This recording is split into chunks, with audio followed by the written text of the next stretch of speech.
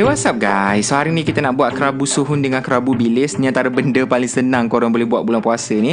Okay, first tumbuk 2 biji cili padi merah dengan 2 ulas bawang putih. And then masukkan hirisan bawang merah, cherry tomato. Lepas tu korang perah 3 biji limau nipis. Okay, and then lepas tu masukkan 1,5 sudu gula. And then masukkan 2 sudu sos ikan. Yang ni flavor profile dia very strong. Rasa masam, masin, pedas, masam tu very strong.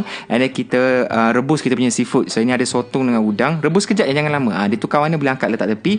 Air rebusan seafood tadi tu kita guna untuk rebus suhun pula, supaya rasa seafood tu melekat dekat suhun tu lah. Suhun ni pun sama, rebus kejap je. Yang direndam dalam air sejuk untuk tak nak bagi dia lembik sangat. Okay, so sos tadi kita campurkan dengan seafood, campurkan dengan suhun tadi. Masukkan daun ketumbar, gaul-gaul. Yang ni aku guna glove lah, baru tak pijak sikit tangan. Okay, lepas tu sedia untuk dihidang.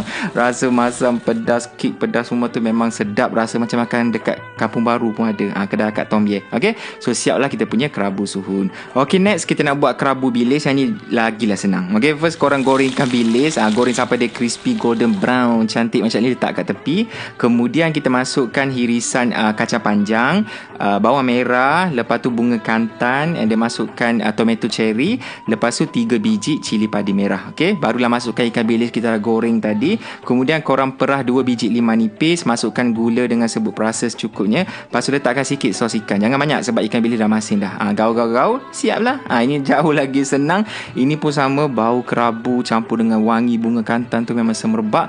Makan dengan suhun tadi pun sedap juga. Okay, selamat mencuba.